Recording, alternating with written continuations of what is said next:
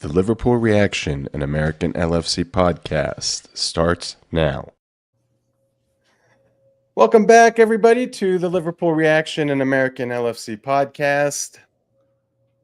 It could have felt a little bit different hosting this one, but as always, I'm joined by my co-host, Coach Ralph. Coach, you win some, you lose some. And unfortunately today for Liverpool in the Carabao Cup final, they lose 2-1 to Newcastle, but to be fair to Newcastle, they played well, and they're probably the deserved cup winners today. Correct. Yeah. I think there's post-mortems amongst Liverpool fans going on tonight all over the world. I've already seen a few online, and I think there's many more to come, I would guess. Yeah, it was it wasn't like a great technical or tactical type of game. It was definitely a passion type of game, and it just felt like Newcastle had more hunger and desire than Liverpool did to win it. They caused problems. The score could have been a lot worse. We had a hard time. Our forwards had a hard time doing anything. Mo Salah was extremely quiet. And then Luis Diaz and Diego Jota were not effective. And really, to be fair, I think the only player that really came in and made a difference was Harvey Elliott. And, well, Chiesa, too, because he scored. But Harvey Elliott was the one that was kind of the sub that came in and really started causing problems and started looking for forward passes that were not hopeful or anything. Coach, what were your thoughts? Well, to be upfront, I had two of my teams at a tournament this weekend, so I didn't see the first half. I was spared the first half because when I found a place to watch the game for the second half and I looked at the stats of the first half, I think, I was wide open mouth after seeing it because I think Liverpool had only had one shot. And it looked statistically pretty much Newcastle's game. So that was a shock. Plus they seemed to score right on the end of the half. So good time to score. Psychologically, what was the second half going to bring? And I think the response was not much. So yeah, I mean, I think you're correct when you talk about Newcastle's hunger and desire. I think they had a good game plan, and I think they executed it well. I think they used some other tactics as well based on the second half, because there was a couple of times when Liverpool seemed to be getting something going a little bit, and then a player would go down with an injury all the time. And I think that was kind of a common theme through the second half, just to break up the rhythm. But having said that, I mean, they created plenty of chances. They should have taken more than the two that they did convert. And I haven't heard one Liverpool fan as yet complain about the result. I think it was Newcastle's cup and they deserved it. Yeah, the second half was a little bit better. There was a good passage of play that put Curtis Jones in the box and had a shot, but was right at Pope, who got a hand on it. And we just the midfield looked exhausted. The legs aren't there right now, and the forward line, Coach, nobody took anybody on. Nobody got the ball, and so, from the wings. Like every time Salah got the ball, he would just pass it right back. He didn't take anybody on. Luis Diaz had trouble taking on. Who was that? Was that Livramento? Or no. What's his name? Trippier. The right back. Trippier, yeah. Trippier was up for a fight. He played well, I thought, and it was It's one of those games, I think, and it just the problem that I'm having now is that it's been a string of games that have been like this, and it's been a couple weeks where we've kind of looked lethargic, a little bit tired, and I don't know. What are your thoughts? Well, I think there's some psychology in as much as Liverpool have such a large lead in terms of the Premier League. Have they relaxed a little bit? I don't know. They certainly look tired. They certainly look tired. I think Gravenberg now for a while has looked tired. And then Salah's been invisible for the last 3 or 4 games. I mean, even the game with Southampton where he scored a couple of penalties, he really wasn't that involved. And so you've got all these different theories and opinions and whatever floating about. So is Salah now, because the contract situation's not been resolved, is that playing into it? And I think there's some interesting points being made across the board. And I think the main one to discuss really is rotation, because whether we like it or not, rotation is part of the modern game. Mm-hmm. And I've no idea what Arne Slot did at Feyenoord in his previous clubs. But I think one thing that, is a valid point. And, it was always the same with Jurgen Klopp. When there was a criticism or you felt that something wasn't quite right, I'd always love to have been able to say to him, well, why did you do this? Or why didn't you do that? I mean, because, these are top coaches, top managers. And at the end of the day, I think one thing's true, he's not rotated that much.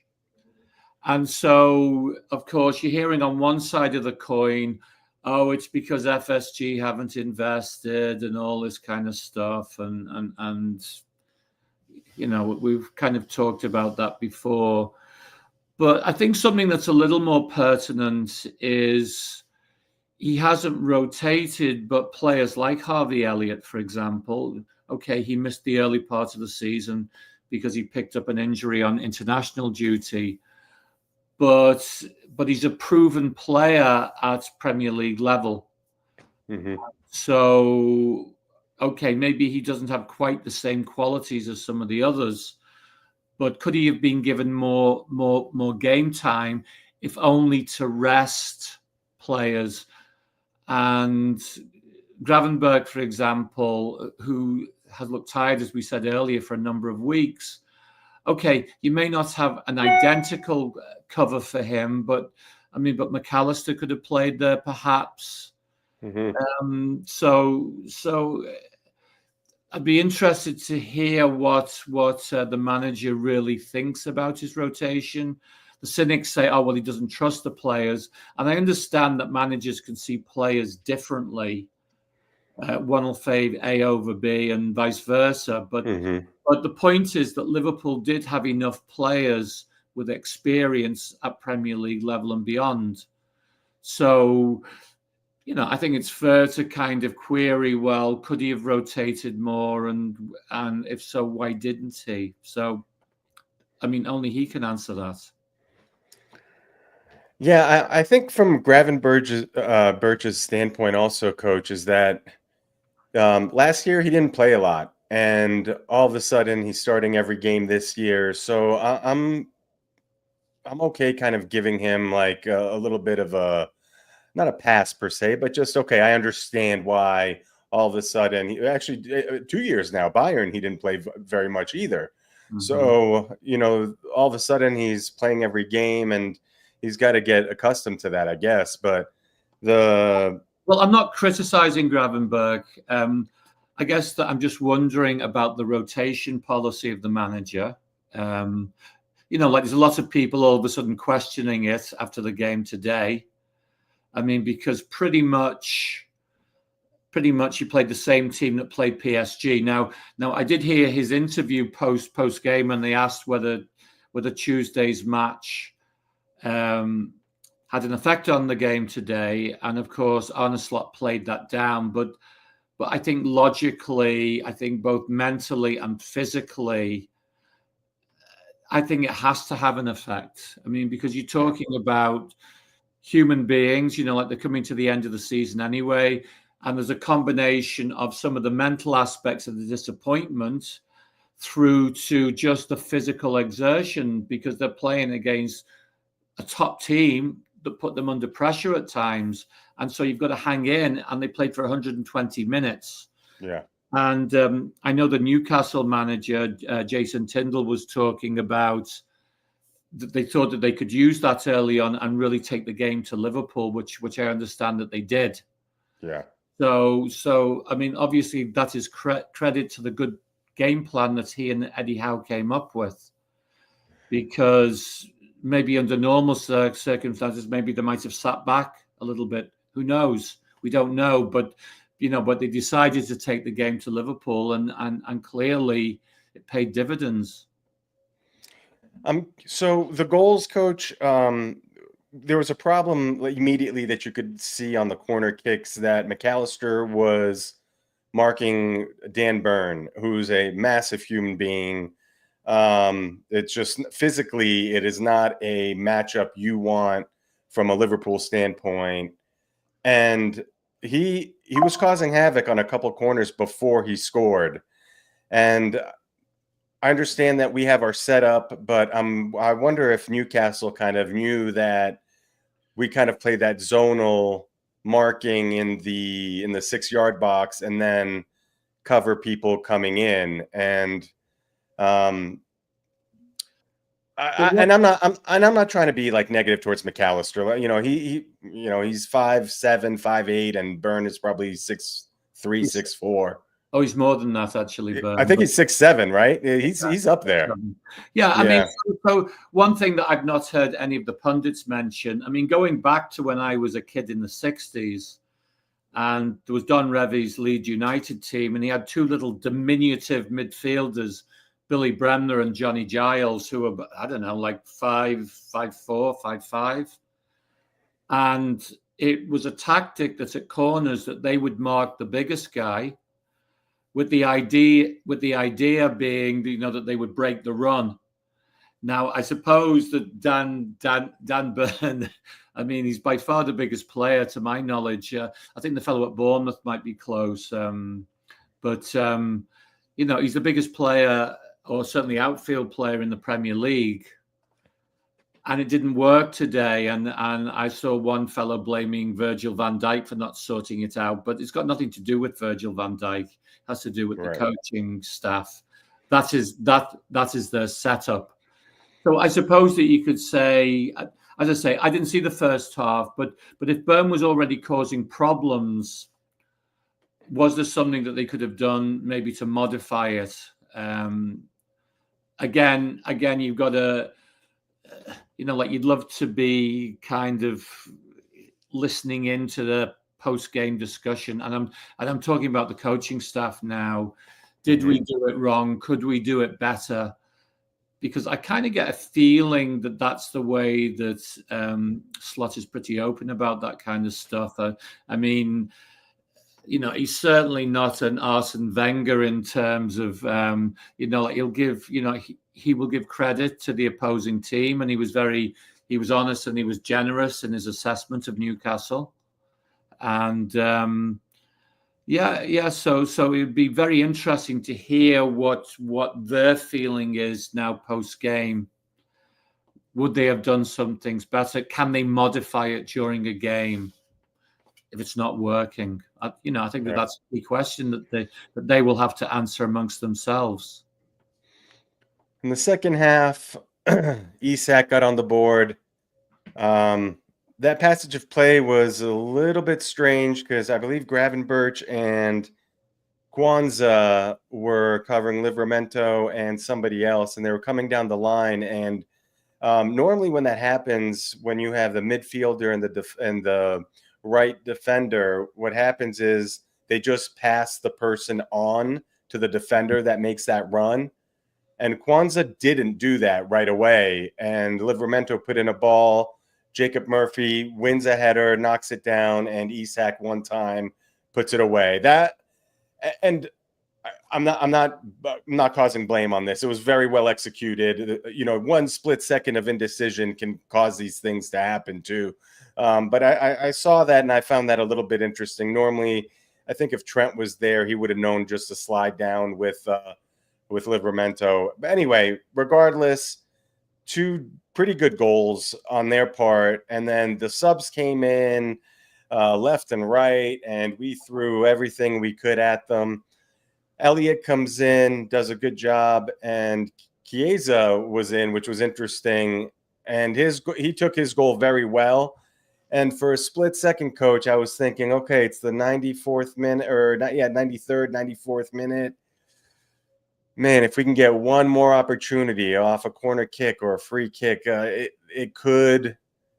something could happen, and we could cause Newcastle problems. But they did a really good job of killing the clock. I mean, by taking it to the corner flag and kicking it off Liverpool defenders. And I mean, it's infuriating, but if you are the team with the lead doing that, it's like absolutely what you must do. And they did a good job at killing the clock. Yeah. Look. As was reported constantly, it's been a long time since they won a trophy. Yeah, 70 years.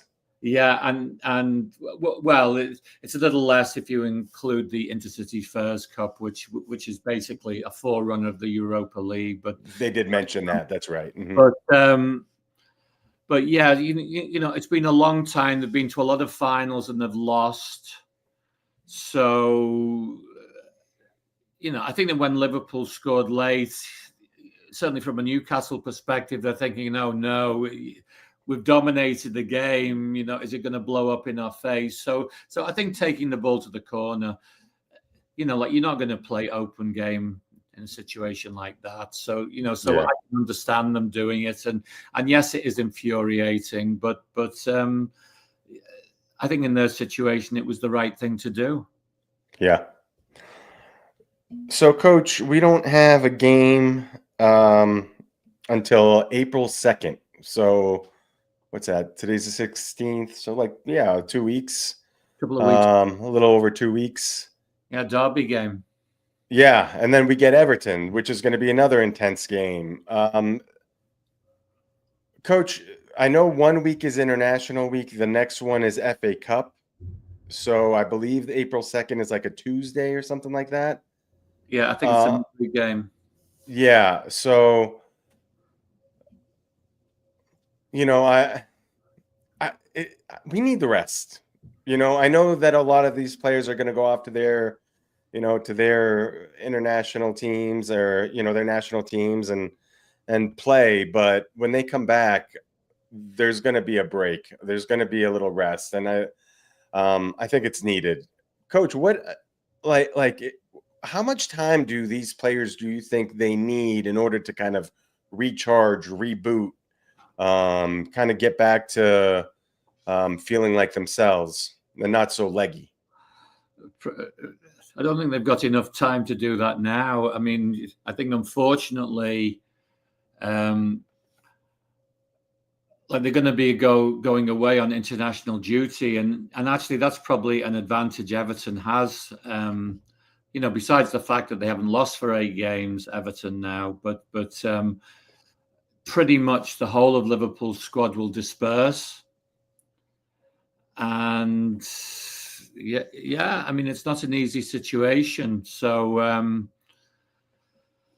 I don't think there's enough time really for them to rest. But I think that what the manager has to consider, I mean, I don't know if Jota will go with Portugal because he's coming off an injury. Mm-hmm. I mean, he certainly, hasn't looked the part the last few games. And actually, I was kind of surprised he started him today. I was surprised. I thought he might start off with Darwin Núñez, because he's physical and he puts himself about. Mm-hmm. And especially as one thing I heard was that Liverpool were knocking the ball long a lot, and I think Darwin is more liable to give something there. I think Yeah. Jota is more kind of a player that picks up pieces rather than winning the ball.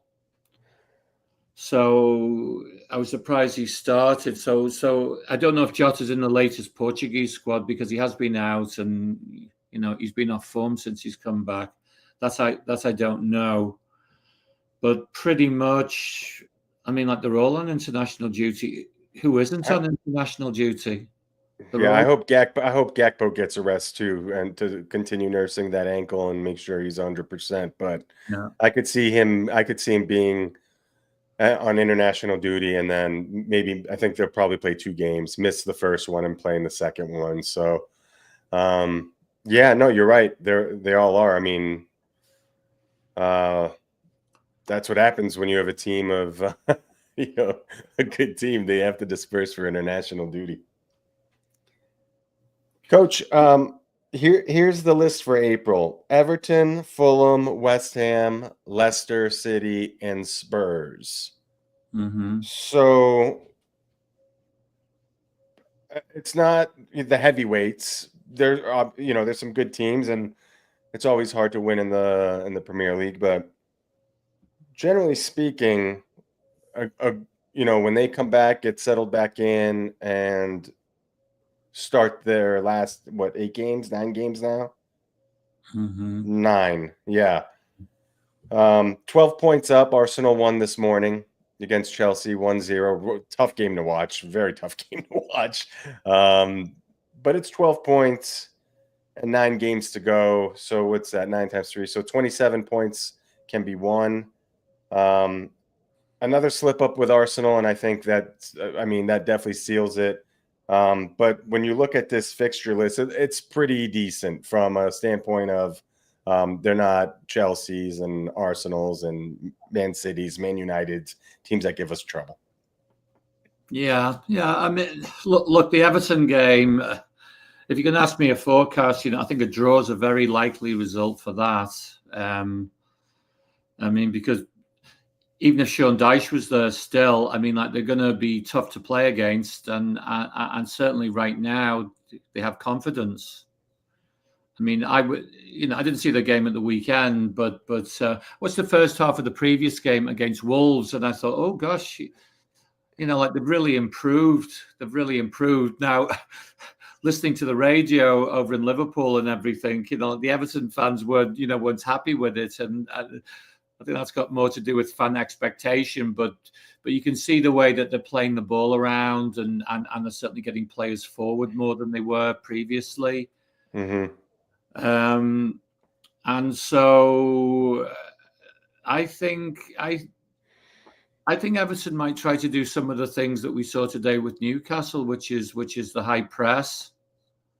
And actually, that's what PSG did as well in Paris, especially. Like they really pressed Liverpool, and I think because Liverpool doesn't have that extra edge right now, they were finding it difficult to work their way through it. Yeah. So I think there's a lot for Arne Slot and his staff to consider. And I think tactics, and I think who he plays. Yeah. Because I don't think too many of them are going to get some rest. You mentioned Elliott. I think Darwin could have played today. I'm assuming that Cody Gakpo couldn't start from a standpoint of his ankle. But I would have loved to see Cody Gakpo instead of Luis Diaz today, just to give Luis Diaz a little bit of a break. But anyway, it is what it is. 9 games to go, Coach. We're 12 points ahead. It's tough to kind of like look at that now and get excited just because it was a tough week for Liverpool. But time will kind of dissipate these feelings that we're having about this week. We've had them before, and hopefully we'll be raising that Premier League trophy sooner than later, and we'll all be ecstatic about that. That's the one trophy that we do want to win consistently. Look, yeah. I think you're right, but I think very much, like they've got to just focus on the old cliche, one game at a time. And I think Everton, with the run that they're on right now, Derby game and all that, it's under the lights. Although it is at Anfield, yeah, I think that's going to be a tough nut to crack.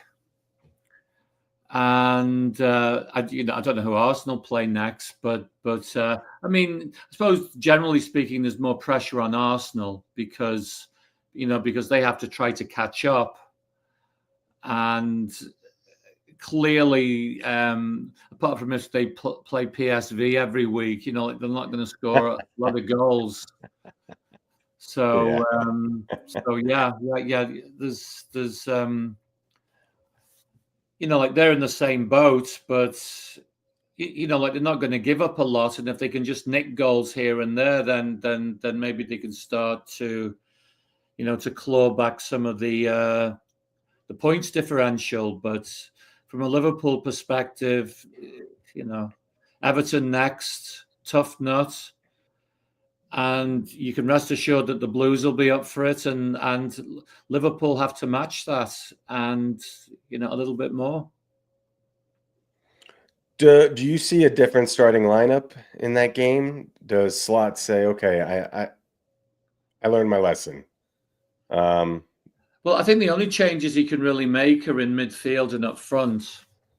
I mean, I don't think. Because of the injury situation, I don't think he can make too many changes at the back. Mm-hmm. But I think midfield and up front, he's going to have to consider it. Yes. Well, how do you see that lineup in the Everton game for Liverpool? Oh gosh. I'd be surprised. Assuming it's going to be Robertson, Van Dijk, Konate and Kwanzaa in the back, and Allison in goal. Is this a game for Elliott? Could be. Could be a game for Elliott. Actually, I thought Jones did okay when he came on today. Yeah, I agree.